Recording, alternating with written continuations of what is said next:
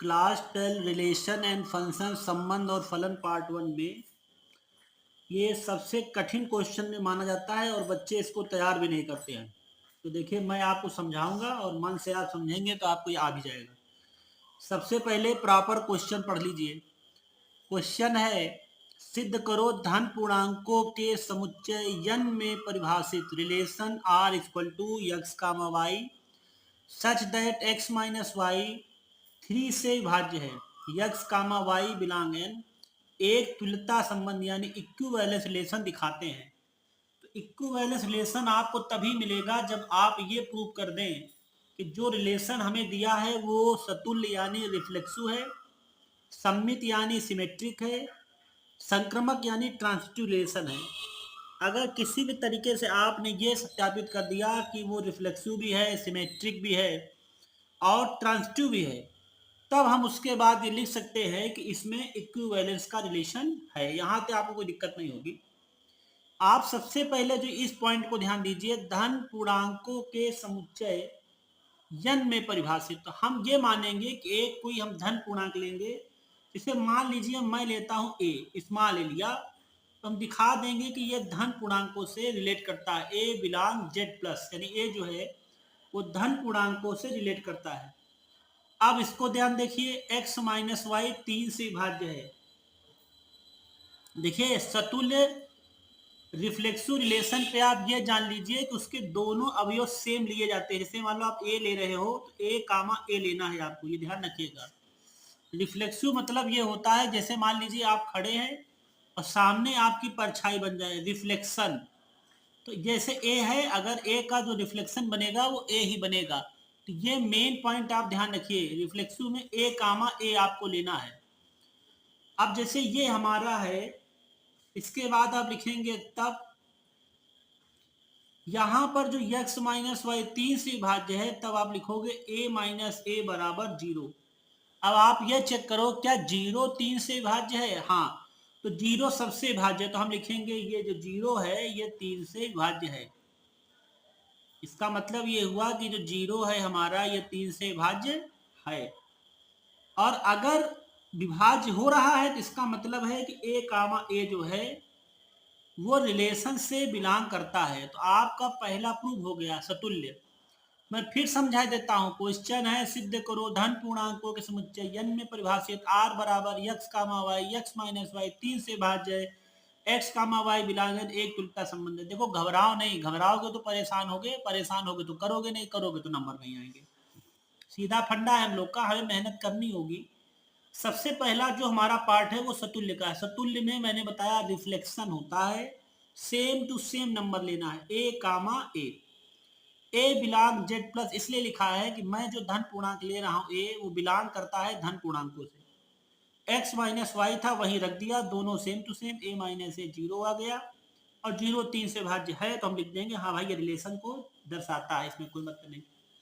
सम्मित जो होता है, सम्मित में हमको 2 लेने पड़ेंगे। उसमें सम्मित तभी प्रूव होता है कि जब ए रिलेशन बी जैसा है वैसा ही हमको बी रिलेशन ए मिले। जैसे 2 भाई भाई हैं, तो राम मोहन का भाई है तो मोहन भी राम का भाई है, ये इस जगह पर तो सम्मित लग जाएगा। लेकिन अगर राम मोहन का पिता है तो मोहन राम का पिता नहीं हो सकता, ये सम्मित को नहीं दर्शाएगा। तो आप सम्मित के बारे में जान लीजिए कि अगर ए रिलेशन बी है और बी रिलेशन भी आया, बी रिलेशन ए दोनों बराबर आया, तो ये प्रूव हो जाएगा कि यहाँ पर सम्मित यानी सिमेट्रिक रिलेशन दर्शाता है। अब आप यहां रखेंगे, फिर लिखिए उसी तरह भाषा, ए comma B belong Z plus. तब जैसे पढ़ाया गया है, तब जब पहला वाला रखोगे तो लिखोगे ए माइनस बी 3, तो ये तो लिखा ही गया है, तो यहां लिखेंगे ए माइनस बी बराबर 3।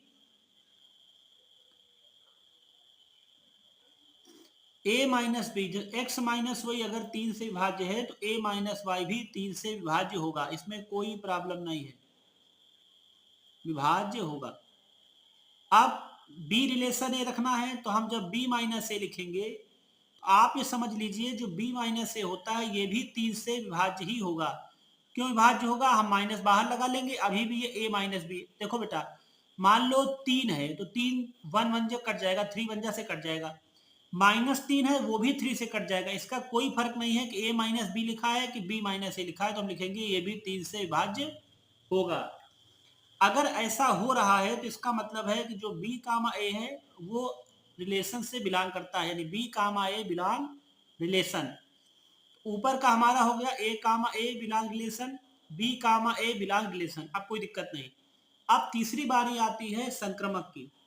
संक्रमण में ध्यान रखिए कि अगर ए का रिलेशन बी से जो है और बी का रिलेशन जो ए से है सी से, ए का रिलेशन बी से, बी का रिलेशन सी से, वही रिलेशन ए का सी से बनना चाहिए तो ही प्रूव होगा। A relation B, B relation सी, तो ए रिलेशन सी होना चाहिए। अब ये हम लोग कैसे प्रूव करेंगे, तो आपको फिर वही चीज लिखनी है कि A comma B comma C belong Z plus, जो हम करते आए हैं। आप सबसे पहले जब ए रिलेशन बी है अगर हम रखेंगे तो हम उसमें लिख ही देंगे कि ए माइनस बी 3 से विभाज्य होगा, यहाँ पे कोई दिक्कत नहीं। और संबित में संक्रमक में खुद कहता है कि बी रिलेशन सी होता है, इसका मतलब बी माइनस सी भी 3 से विभाज्य होगा, कोई प्रॉब्लम नहीं। ये जो लास्ट वाला पॉइंट है ये केवल आपको प्रूव करना है। यहाँ पे लिख दीजिए कि A comma B belong R, B comma C belong R, दोनों ने बिलोंग कर दिया अपने आप को। अब तीसरे वाले को लाने के लिए हम क्या करेंगे, इन दोनों को ऐड कर देंगे। तो बेटा अगर ये 3 से कट रहा है, भाज्य हो रहा है, b माइनस सी भाज्य हो रहा है, तो इनका जो ऐड होगा वो भी 3 से भाज्य होगा। यहाँ पर b से b कैंसिल हो जाएगा तो a माइनस सी 3 से भाज्य होगा। अगर ऐसा हो रहा है तो यहाँ पर लिख दिया जाएगा कि इस तरह, अगर a माइनस सी 3 से भाज्य हो गया इसका मतलब a कामा सी भी बिलोंग आर हो जाएगा।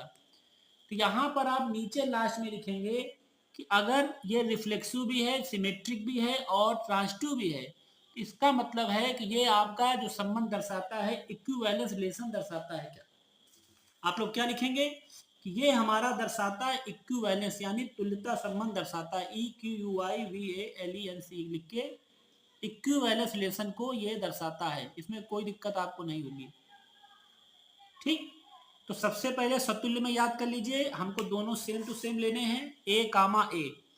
संबित में हमको लेना है a relation B, B relation ए। संक्रमक में लेना है a relation B, B relation सी, तो ए रिलेशन सी।